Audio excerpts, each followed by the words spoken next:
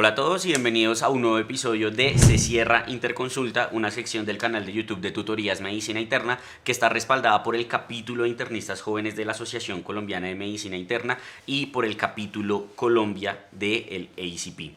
En esta sección lo que hacemos es analizar casos que ustedes nos envían en donde tienen dudas, sea diagnósticas o terapéuticas, analizándolo pues a la luz de la mejor evidencia que podamos encontrar para poder tratar de intentar tomar decisiones relacionadas con esos casos que ustedes nos comparten.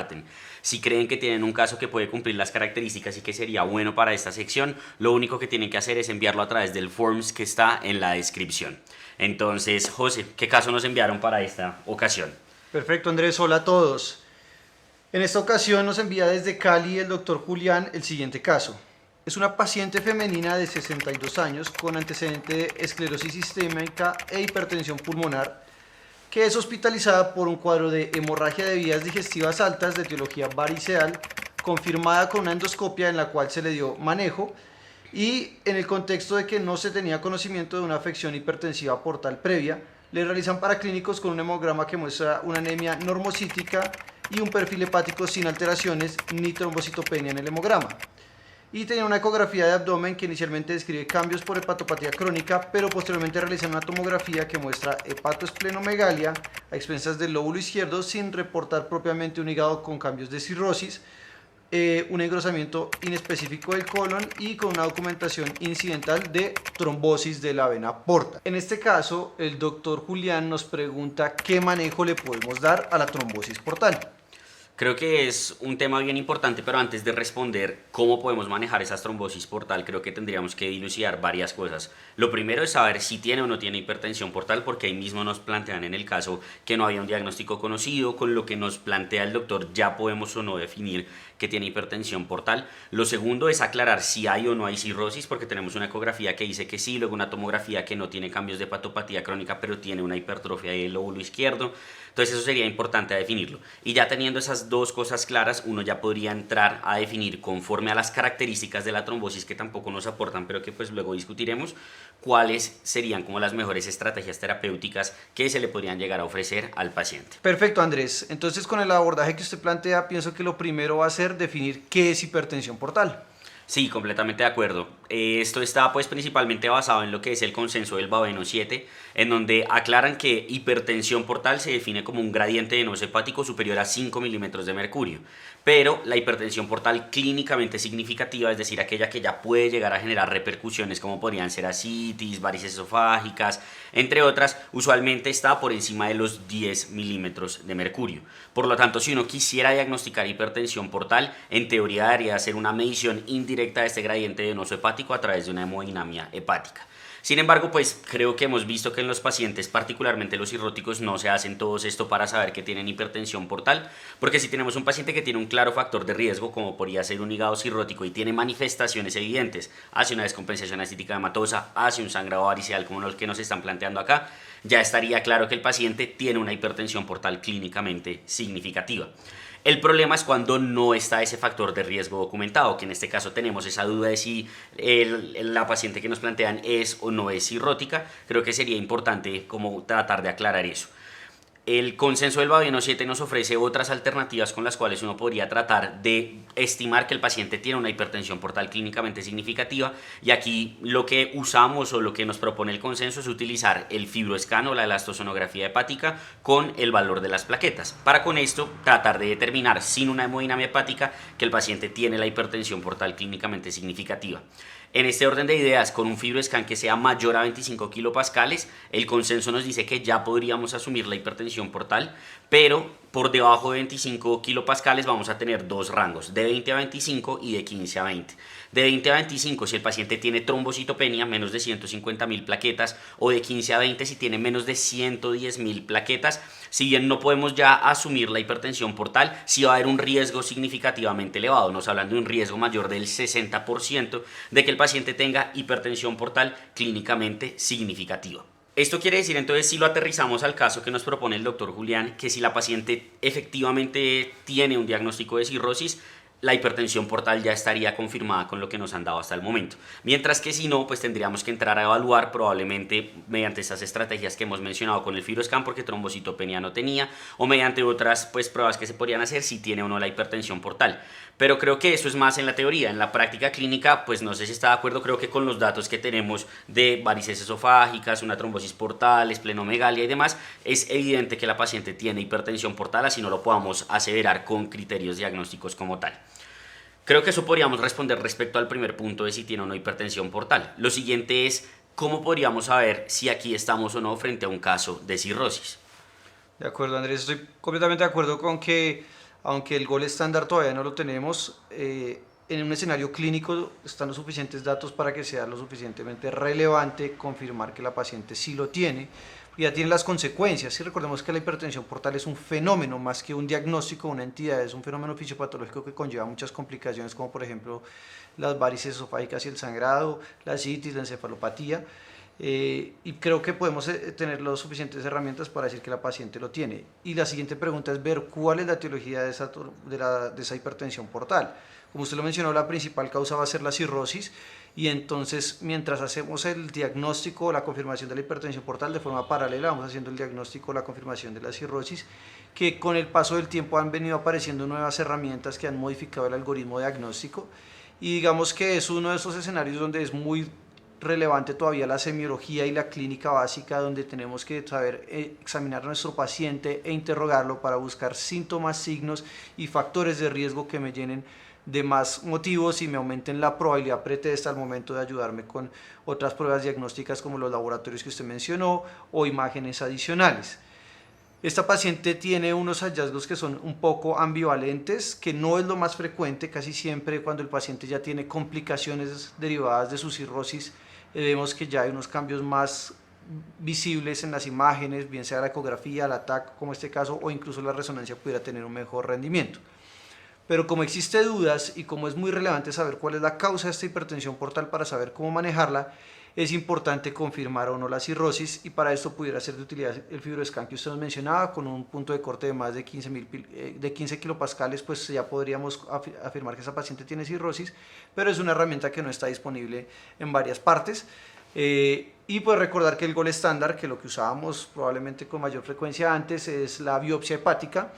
Hoy en día casi ningún paciente se lleva biopsia hepática para confirmar la cirrosis. Este eventualmente pudiera ser un caso en el que sí, pero a veces se llevan a la biopsia hepática no solo para confirmar la cirrosis, sino para confirmar la etiología de la cirrosis, que puede ser un poquito más difícil de descartar que la cirrosis como tal.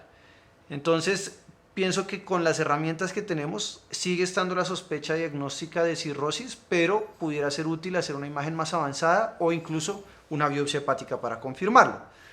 Pero entonces, si estamos diciendo que hay pacientes que no tienen cirrosis, pero sí tienen hipertensión portal, ¿qué otras causas de hipertensión portal no cirrótica existen, Andrés?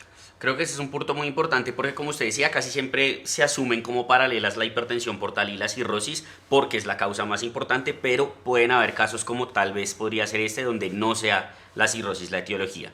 Para entenderlo como a grosso modo, lo que podríamos hacer es entender que la hipertensión portal se puede dividir en presinusoidal, sinusoidal o posinusoidal en términos de la etiología que la lleva. Algunos también hablan de prehepática, poshepática, pero pues a grandes rasgos, antes del sinusoide, en el sinusoide o posterior al sinusoide, y con eso uno podría tratar de hacer como las aproximaciones. Posterior al sinusoide o poshepático, casi siempre estamos hablando de fenómenos como podría ser la falla cardíaca o alteraciones trombóticas del sistema venoso que está posterior al hígado, como podrían ser las venas suprahepáticas o la vena cava. Por su parte, las afecciones sinusoidales vamos a tener pues no solo la cirrosis, sino otras etiologías como podrían ser infecciones, intoxicaciones, algunas enfermedades autoinmunes, y presinusoidales vamos a tener también nuevamente lo que serían los eventos trombóticos de antes del hígado, como podrían ser la trombosis portal que tenemos en este caso, o afecciones presinusoidales que pueden haber, como por ejemplo las colangiopatías autoinmunes, que creo que ese sería un escenario importante a tener en cuenta en esta paciente, porque tenemos una paciente que tiene un diagnóstico de esclerosis sistémica. Quiere decir que muy probablemente tiene un riesgo más elevado que la población general de tener otra afección autoinmune, y una colangiopatía autoinmune podría entrar dentro de las posibilidades y pues digamos como conllevar a la hipertensión portal, aunque pues los datos imagenológicos y paraclínicos que nos presenta el doctor Julián no apoyarían esta sospecha. Entonces creo que con lo que tenemos, si la paciente no tuviera cirrosis, una posible etiología de la hipertensión portal sería ese trombo que documentaron a nivel de la porta, que creo que sería como lo importante a tener en mente.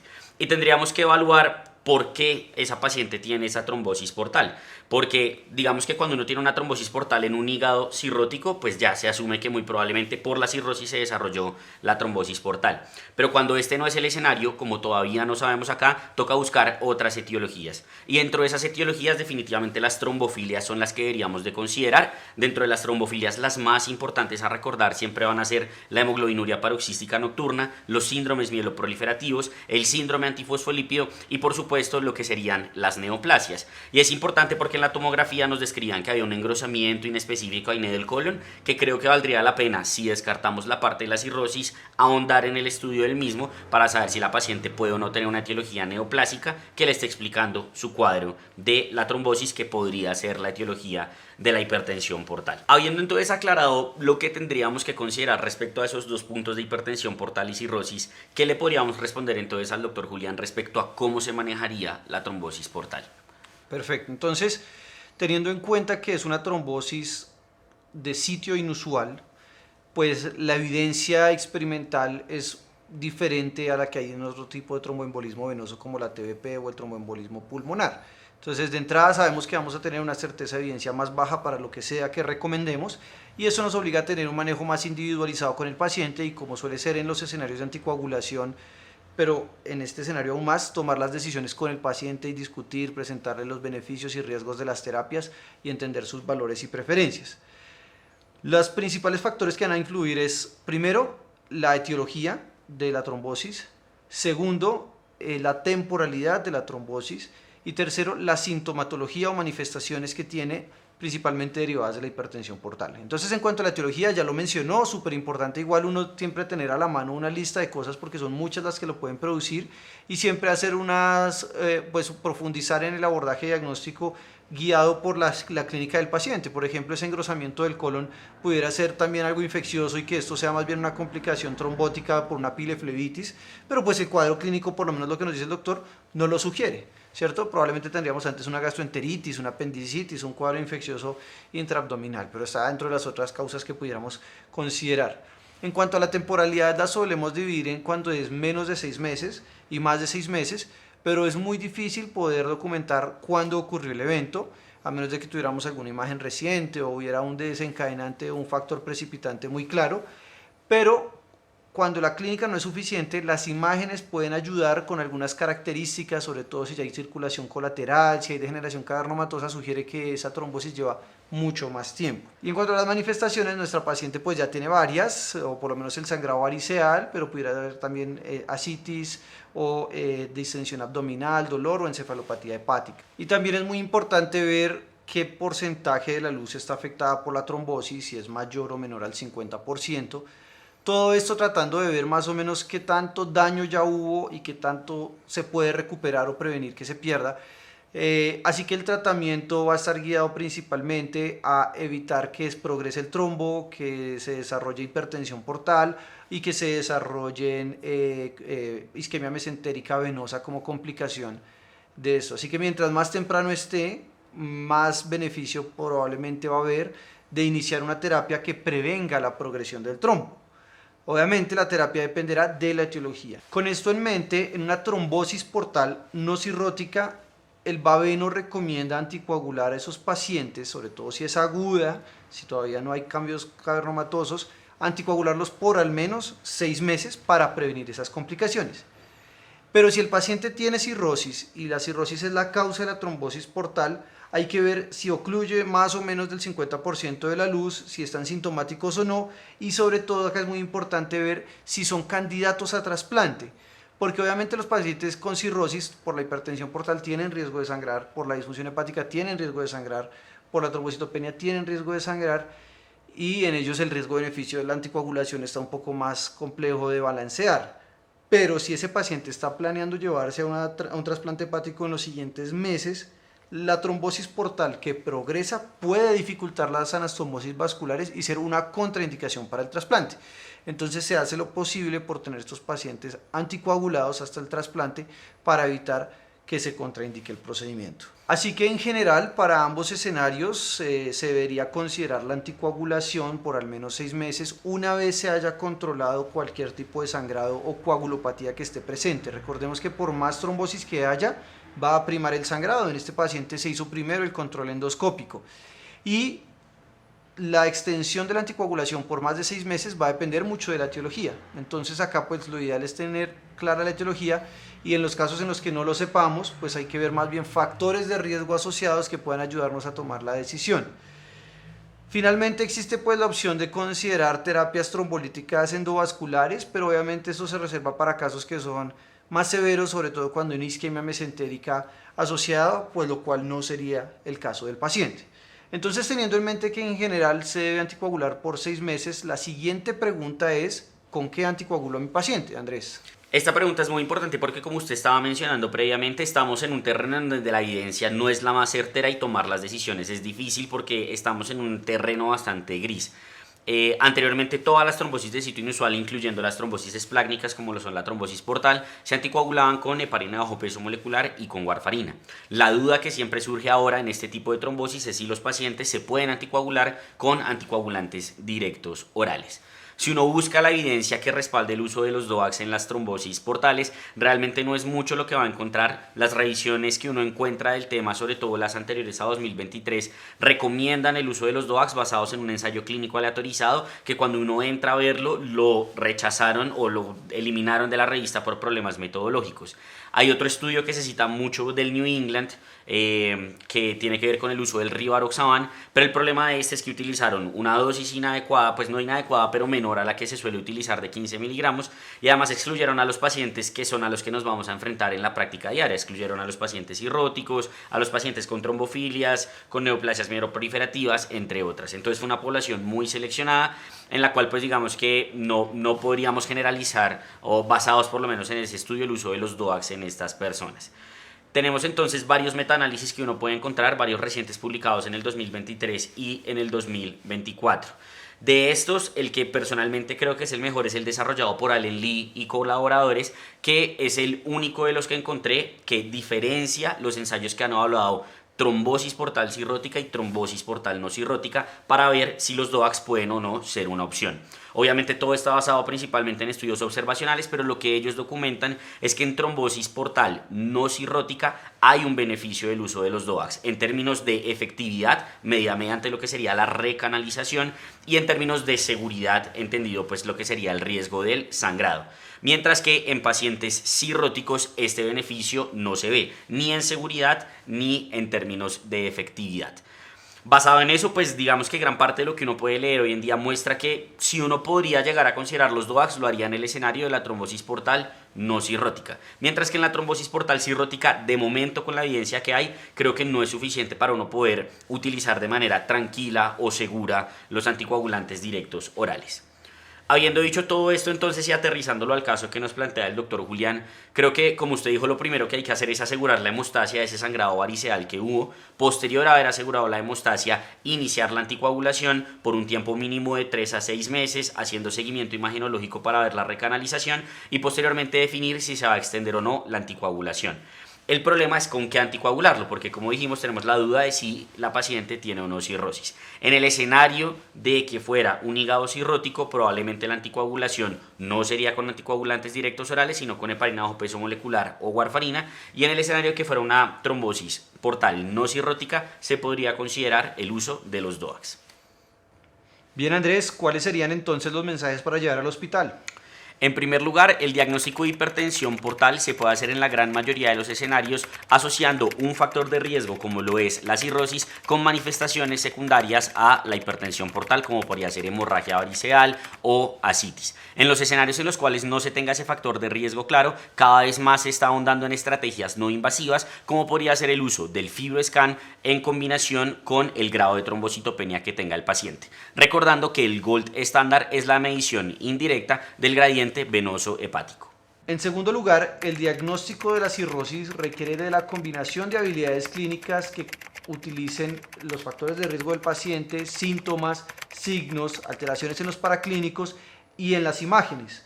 Particularmente la resonancia magnética y el FibroScan tienen un buen rendimiento diagnóstico para poder aclarar la etiología y si hay o no cirrosis, pero en algunos casos pueden existir dudas y la biopsia hepática sería el gol estándar para determinar si un paciente tiene cirrosis o no. En tercer lugar, cuando nos enfrentamos a una trombosis portal, lo primero que debemos hacer es determinar si estamos frente a una trombosis portal cirrótica o no.